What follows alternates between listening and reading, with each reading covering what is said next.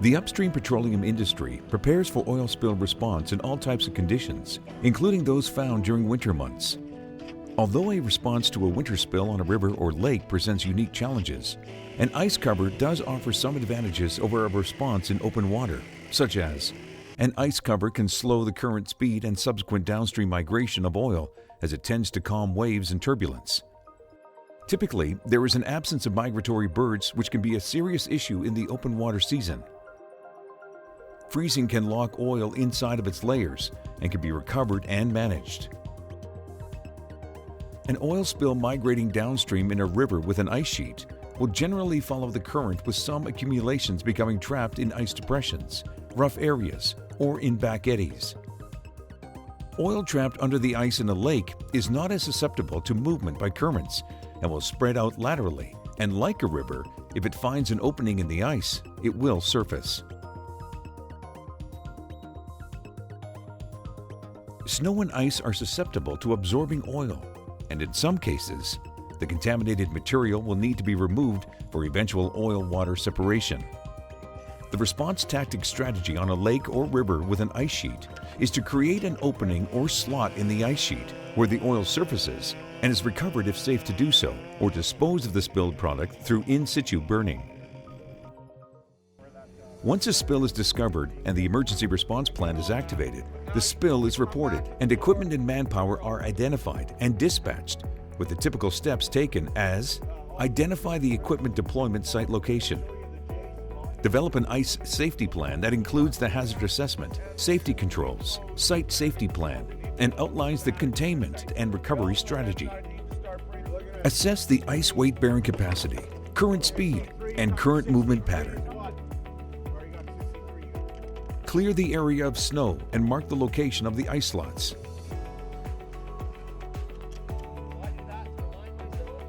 Cut the slot and remove the ice blocks.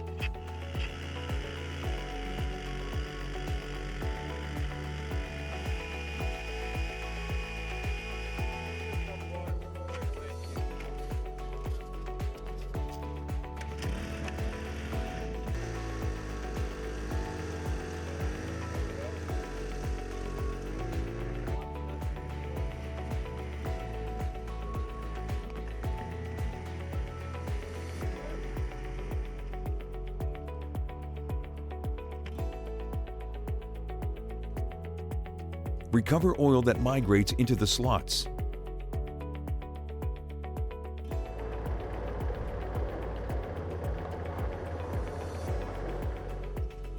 Take steps to keep the ice slot from freezing.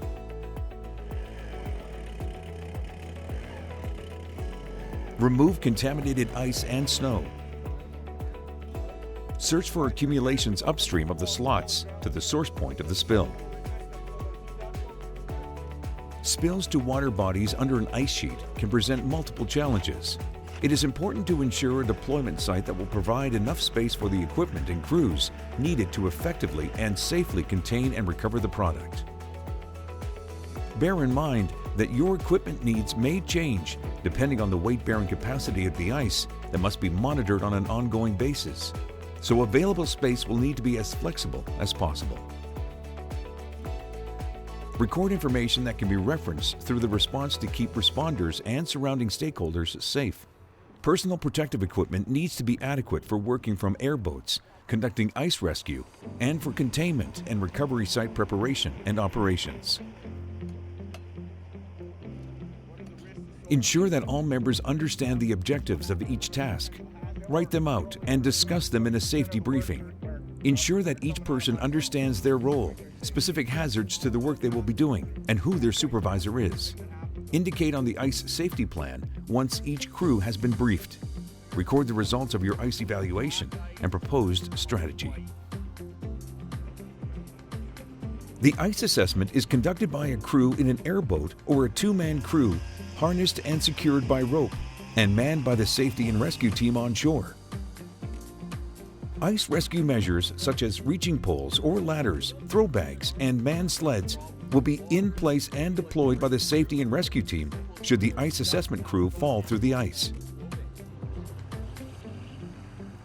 The assessment includes drilling a series of holes in the ice, and measuring the thickness, measuring the current velocity and current direction in order to identify the current pattern. In addition, a block of ice is removed in a few locations to identify the quality of the ice. That includes a measurement of white ice and blue ice that is used to calculate the weight-bearing capacity. When using Gould's formula to calculate the effective ice thickness, Wcss recommends using the low-risk category that can be found in Table 3 of the WorkSafe Alberta Code of Practice Working on Ice Guideline. It is also important to note that fluctuations in temperature prior to the assessment can have an impact on the weight-bearing capacity, and visual signs of cracking in the ice may lead to a reduction of the ice sheet's ability to sustain heavy loads. At the desired location, the snow is typically removed with equipment that meets the weight-bearing capacity criteria, and the slot outline is marked on the ice surface in a J-shaped pattern, with the upstream opening that faces the fastest current and the rest of the slot at about a 30-degree angle to the current. The placement of the ice slots is based on the containment and recovery objectives. For example, the first series of slots could be in a relatively close proximity to the source point of the spill, and another series of slots further downstream to contain and recover the spilled oil's leading edge. The slots should be staggered so that when completed, the slots will intercept any oil migration downstream in the channel, or in the case of a lake, located to prevent lateral spreading under the ice. The width of the slot should be about 1.5 times the thickness of the ice, and no more than a maximum of 1 meter, with a gradual flaring at the downstream end to accommodate ice block removal. At the downstream end of the slot, there must be enough room to utilize the recovery skimmer. Ice blocks in a lake environment can be pushed under to avoid the heavy lifting if no mechanical support is available. In a river environment, consideration must be given to the depth of the water when pushing blocks under, as it is possible that blocks can become jammed in a shallow area, which leads to damming of the recovery site. A third option to remove blocks where heavy equipment is not an option is to combine the use of a capstan winch with an A-frame lifting device. It is good practice to move ice blocks away from the slot and store along the shoreline and remove heavy equipment off the ice sheet when not in use. The type of equipment selected to create the ice slot is based on the site conditions, weight-bearing capacity of the ice sheet, and ice thickness. Chainsaws are often used to cut and remove ice blocks to determine the weight-bearing capacity of the ice sheet.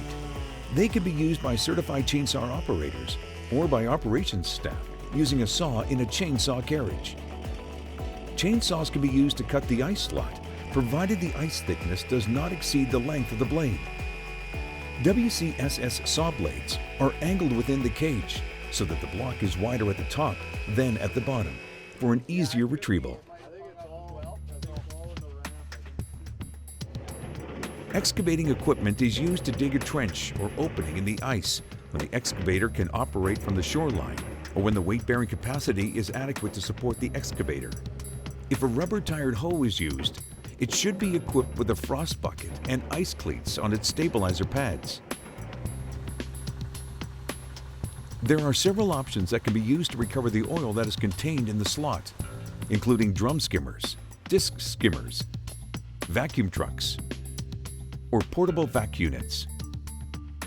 Sorbents can be used to recover residual products or smaller amounts that can't be recovered mechanically.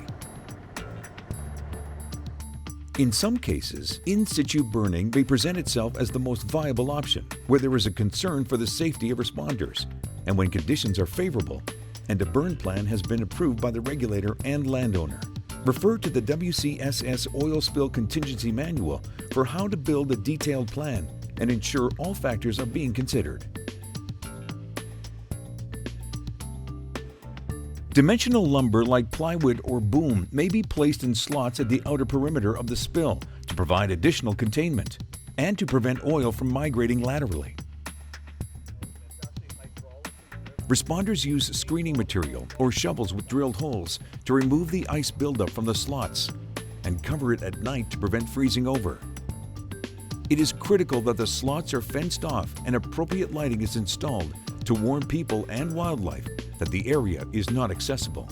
Signage both upstream and downstream from the slots is necessary.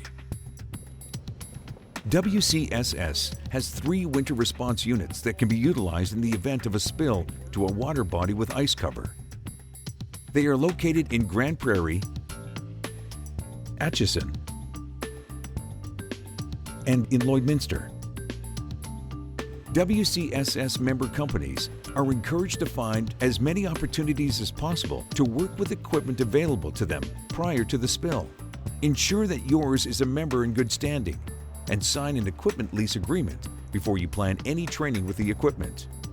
Our focus is your preparedness.